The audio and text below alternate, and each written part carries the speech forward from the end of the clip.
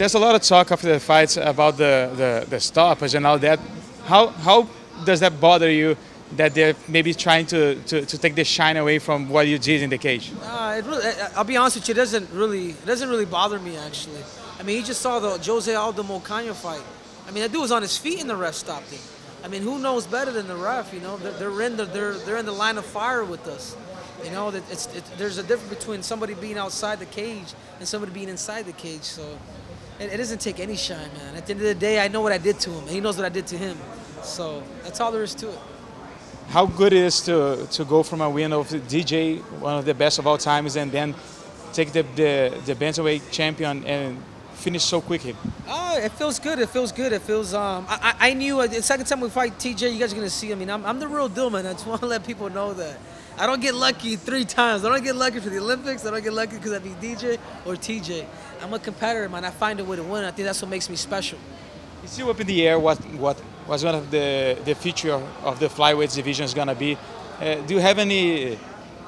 Did you talk to the UFC at all since that fight? I did. I did talk to Dana, and he's got no answer for me. You know, we're thinking about doing that rematch with TJ, whether it's at 125 pounds, 135 pounds. I welcome that. If there's a doubt with the people, with the UFC, with TJ, well, let's rock it again. This time, you know, first time I took your soul, this time I'll take your belt. Being that a champion of a division in the UFC is something huge, but seeing that maybe the UFC might consider getting rid of the division, do you think that maybe devalues the belts a little bit? It shouldn't devalue the belt. Look what I did to TJ, man. You know what I mean? I beat the greatest bantamweight of all time. If anything, they should look into it a little bit more thoroughly. And I think what made the weight division so successful was the fact that that DJ dominated for so many years. He's the greatest fighter of all time. Hate him or love him, he's the greatest fighter of all time, and that's possibly what made our weight division unattractive. You know, but I beat him. I speak 3 languages. You know, I'm good looking. I'm charismatic. I mean, I can do it all too, man. I could carry, is what I'm saying. If it's up to you next, who do you fight? Do you defend the flyweight belt? Do you go up to fight TJ again? I would like to, man. I think since I gave a shot to TJ, I would like to fight TJ again, but this time for his belt. You know, and I think Dana White, they all want it too, but at the end of the day, man, when it comes to negotiations, you guys can see me back down at 125 pounds defending my title. So, to me, I'm pretty open about it. You know, there's a lot of contenders at 25. Benavidez is one of them. You got TJ at 35. I mean, there's some heavy hitters there, man. I'm excited for either fight. If you meet TJ again at Bantamweight, do you think that the fight's gonna go any different?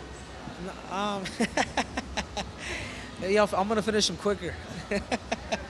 And Benavidez is someone who have a history already as well. Since you fought, how do you think you have evolved and getting better as a fighter? I mean, my fights show it. You know what I mean? Like I was in the UFC. I don't know for how many lives. I have time under my belt, and at the same time, even that fight was a little iffy. Like, man, I thought I did enough. But anyways, he does have a win over me, but dude, I've evolved, man. I truly do feel like I'm a different fighter, man. I think he knows it. Everybody knows it, and many people say that the UFC never really got back TJ as a champion, and you say you have the whole package.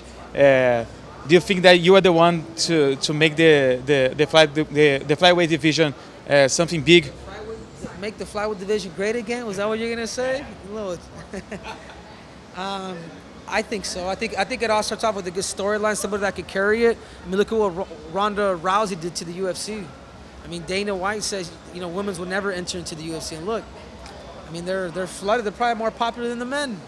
So it depends on the person. It depends on the storylines, and I feel like now there's a new sheriff in town. But at the end of the day, man, there's nothing that I could do, man. I mean, I'm doing my best. They're getting rid of guys. They're making guys go up. So I mean, what can I do, bro? I can fill into bantamweight really well. Trust me. I fought there before. I'll be just as good, if not even better. Do you think that maybe you're gonna be Ronda Rousey's flyweight?